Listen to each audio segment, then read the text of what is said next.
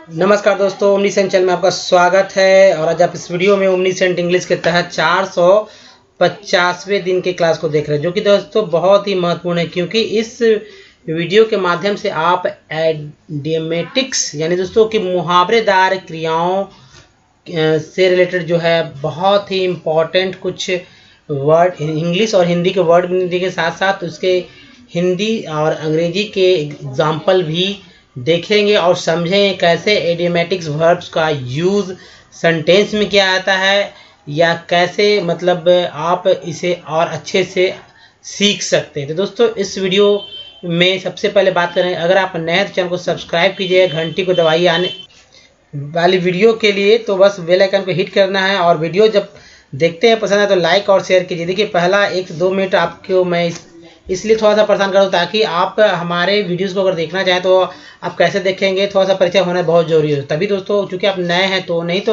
Otherwise आप हमारे video को आगे बढ़ा सकते हैं। अब देखिए आपको पढ़ने नहीं आता है, आसानी से पढ़ना सीखना चाहते हैं या बोलना सीखना चाहते हैं या लिखना सीखना चाहते हैं, मतलब कि अगर आप बिल्कुल ही शून्य हैं, कुछ नहीं आता है, ज़ीरो है इंग्लिश में, तो आप हमारा सीरीज चल रहा है जिसका नाम ओमनीसेंट इंग्लिश है को डे 1 से देखिए, बहुत ही इंपॉर्टेंट है। अगर आप पहला वीडियो देखिएगा तो आप खुद ब खुद कहेंगे कि और भी आने वाले वीडियोस चाहिए और भी सीरीज़ में चाहिए। तो इसलिए बस मेरा सलाह है कि ओमनीसेंट इंग्लिश यूट्यूब पर सर्च पे टाइप कीजिए या यूट्यूब के माइक पे बोलिए, सारे वीडियो के लिंक मिलेंगे डे 1 से। दोस्तों अब देखिए बात करते हैं राइटिंग स्किल की या स्पोकन स्किल। इंग्लिश में क्या इंपॉर्टेंट है?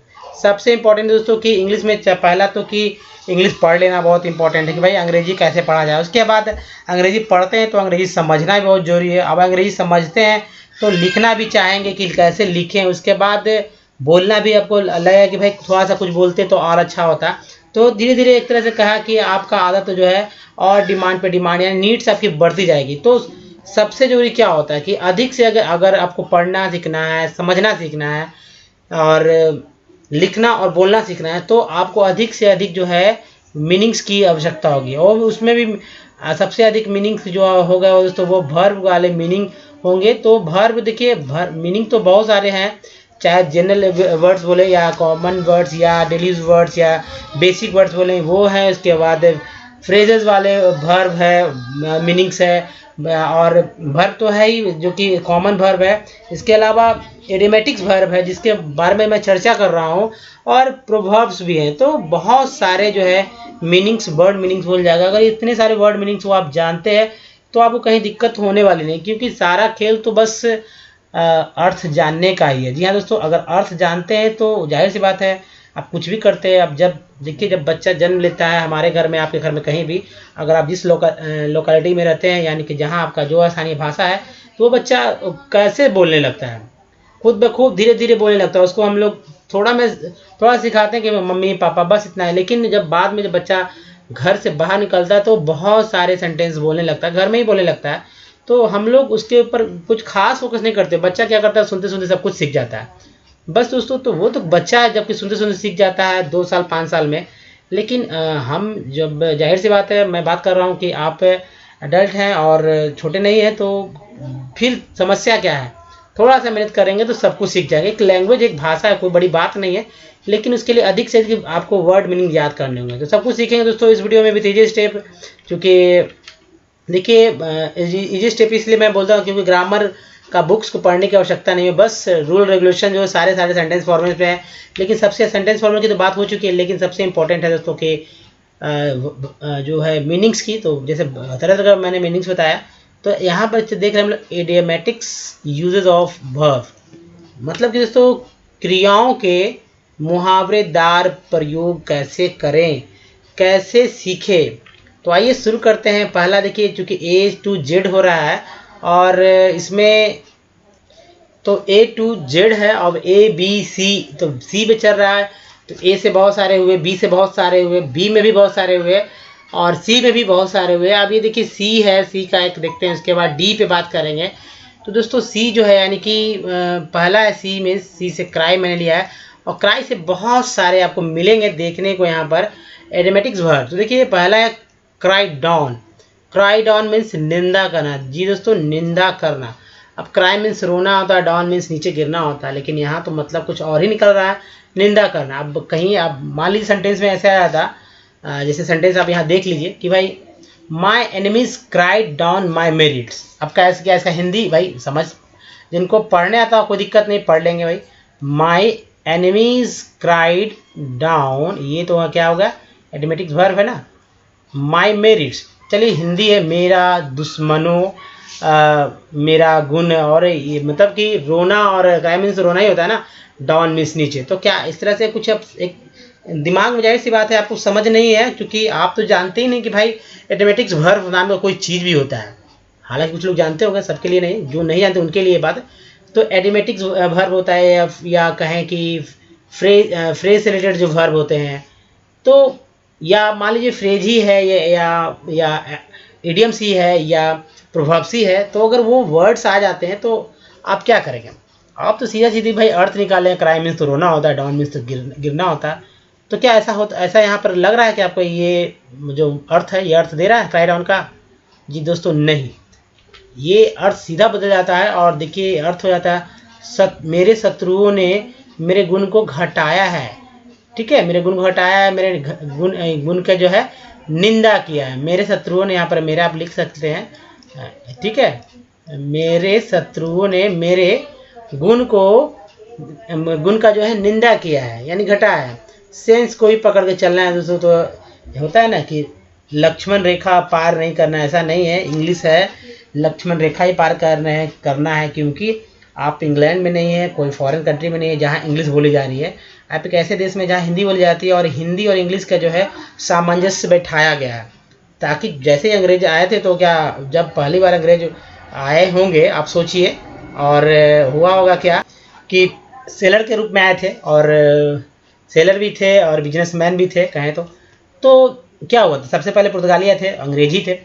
तो पुर्तगीज तो उनका अपना भाषा, लेकिन इंग्लिश भी लोग बोल रहे थे। फिर बाद में बहुत सारे लोग आए, स्पेन से आए, मतलब स्पेन से आए, हॉलैंड से आए, या इंग्लैंड से आए। हालांकि सबका वर्चस्व, सबसे ज़्यादा वर्चस्व इंग्लैंड का ही रहा, तो इंग्लिश उन्होंने रखा।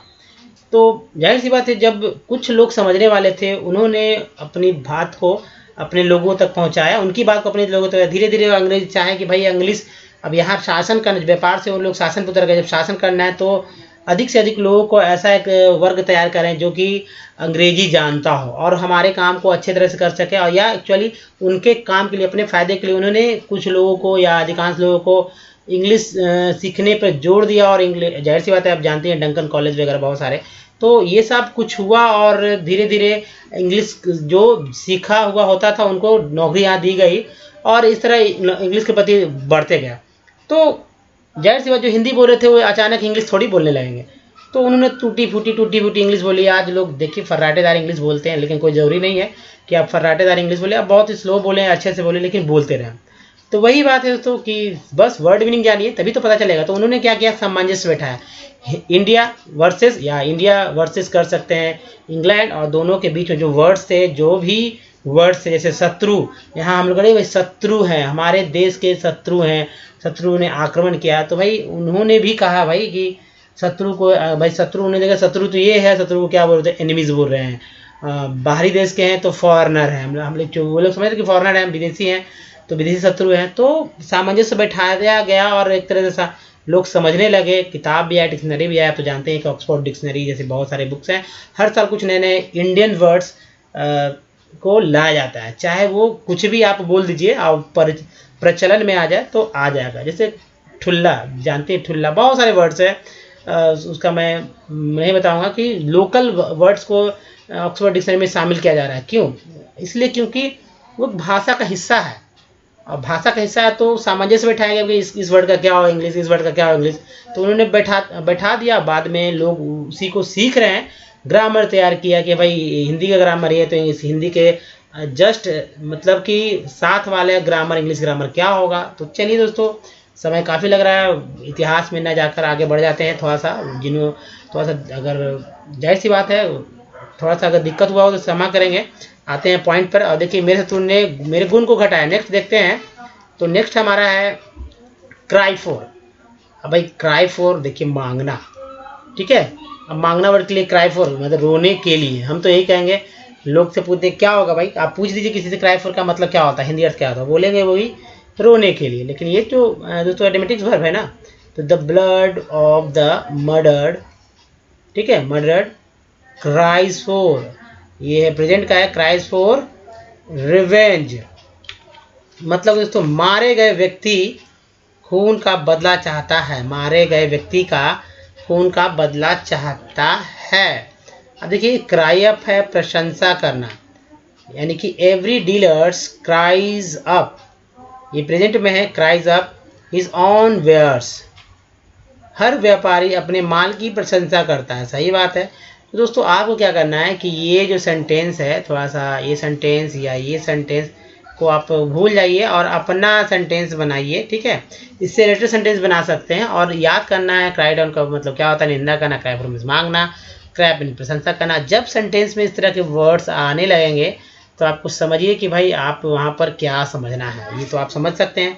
चलिए नेक्स्ट देखिए, अब नेक्स्ट हमारा 2 नंबर का स्लाइड है, डील। डील मीन्स क्या होता है, डील मीन्स तो दोस्तों जानते हैं समझौता करना होता है ना, हम लोग समझते हैं समझौता करना, लेकिन डील बाय यहाँ पर व्यवहार करना, हिंदी तो व्यवहार करना। आप देखिए ही डील्स फेयरली बाय ऑल, मतलब वह सभी के साथ उचित व्यवहार करता है, वह सभी के साथ उचित व्यवहार करता है। तो डील्स है, डील्स बाय तो यहाँ पर घुस गया है, चूंकि भर्ब के रूप में यूज हुआ तो सब्जेक्ट के बाद जाहिर सी बात है सब्जेक्ट होता है, सब्जेक्ट के बाद ही भर्ब आता है, तब ही ऑब्जेक्ट आता है। तो ये भर्ब क्या है, डील्स क्या है, हमारा भर्ब है।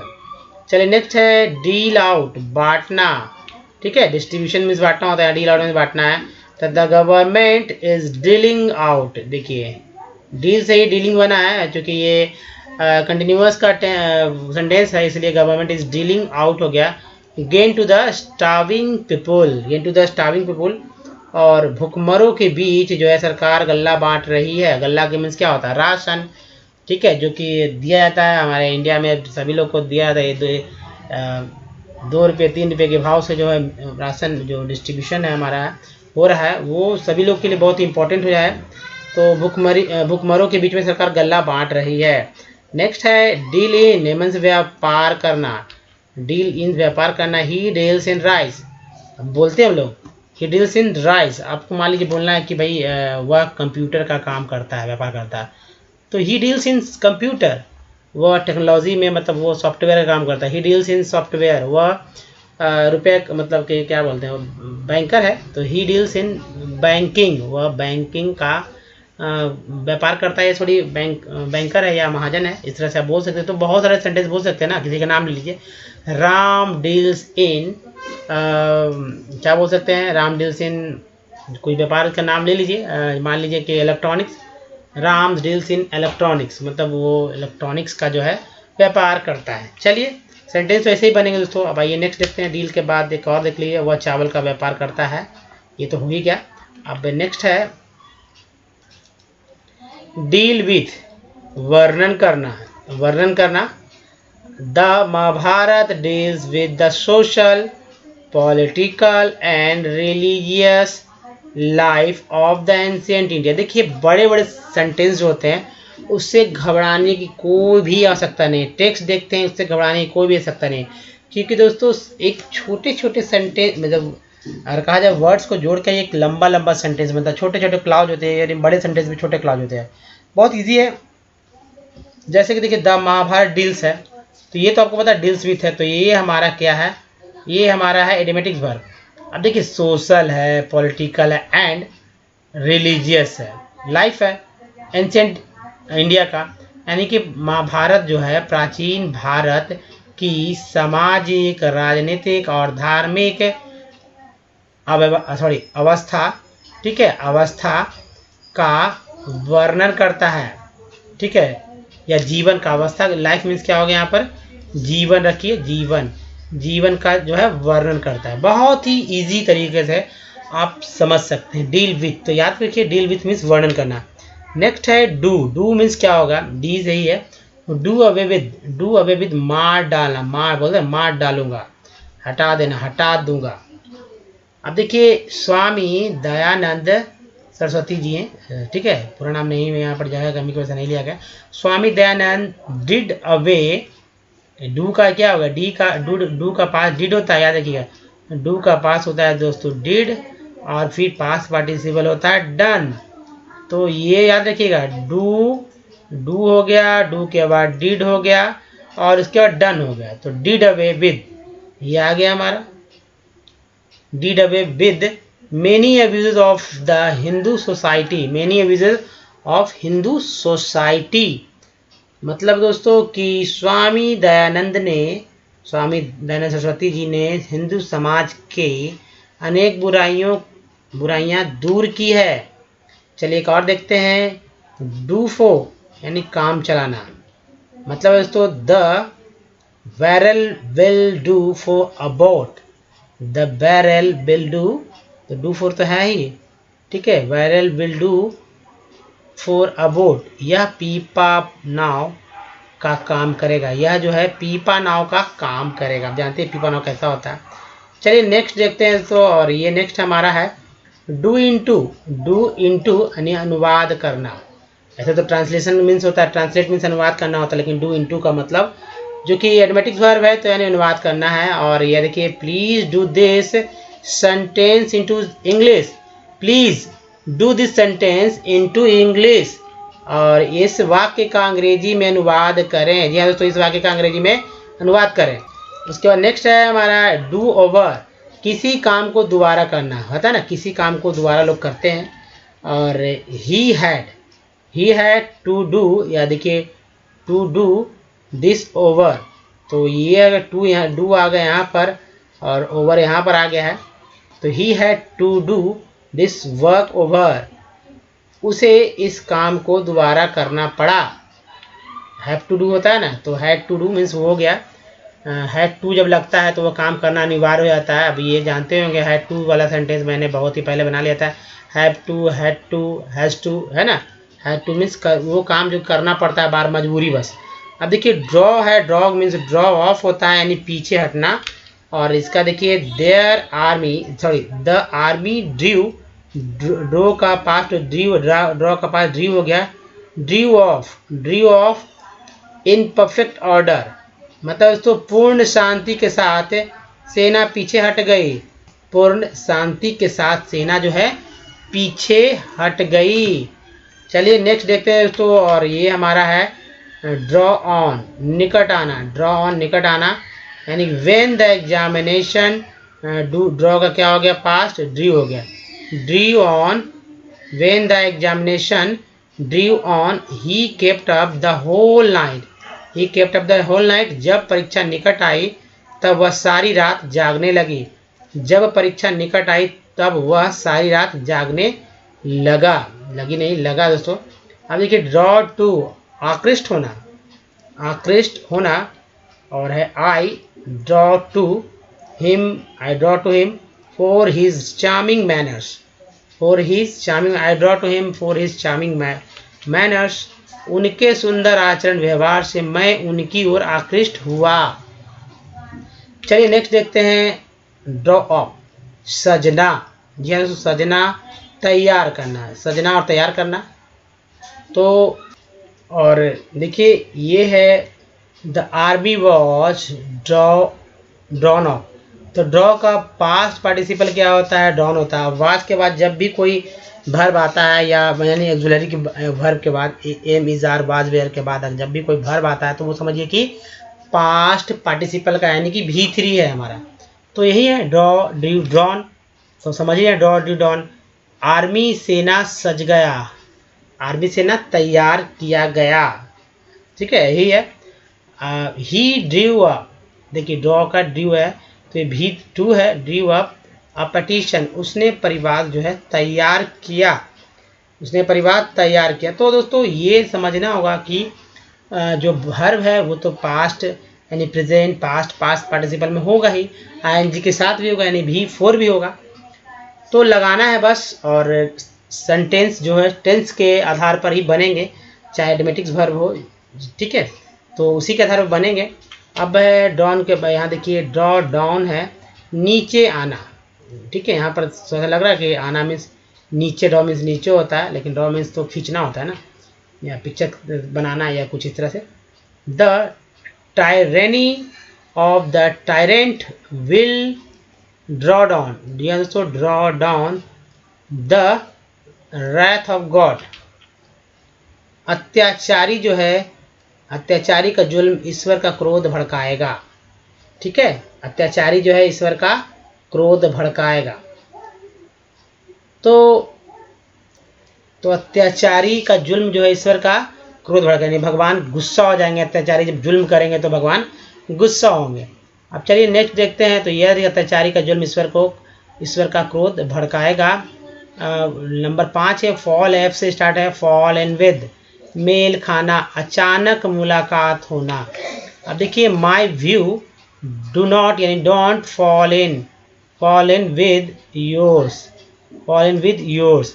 माई व्यू डू नॉट या my view don't fall in with yours, मतलब तो मेरे विचार तुम्हारे विचार से नहीं मिलते।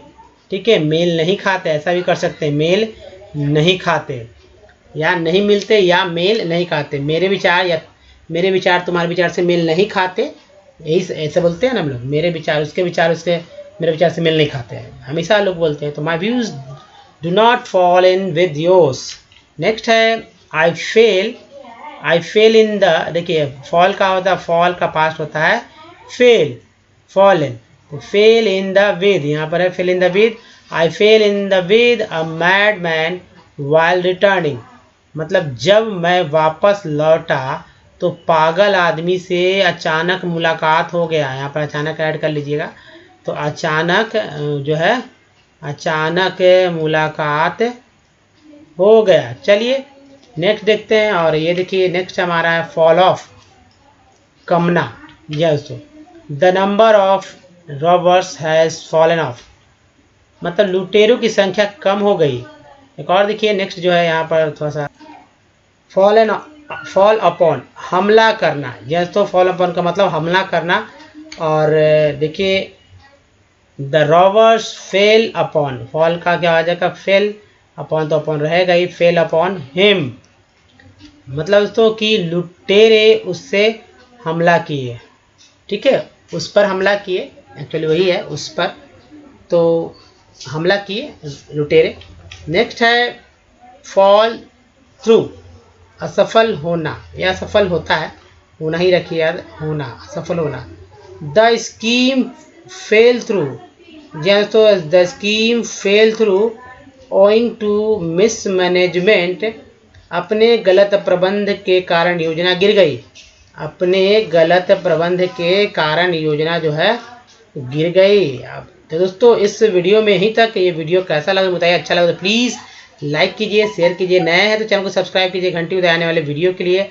और सबसे इम्पॉर्टेंट जो लिंक है दोस्तों आपको यहाँ मिलेगा, कि यानी कि ये अगर आप हमारे चैनल को सब्सक्राइब करना चाहते हैं तो यहाँ से भी कर सकते हैं। कुछ प्रीवियस वीडियो के लिंक यहाँ और यहाँ दिए गए हैं। और सबसे इंपॉर्टेंट लिंक जो कि हमारे प्लेलिस्ट का है, यहाँ से देख सकते हैं हमारे वीडियो को दोस्तों। डे 1 से दोस्तों इस वीडियो में तक धन्यवाद। थैंक यू, मिलते हैं, ध्यान रखें। धन्यवाद दोस्तों।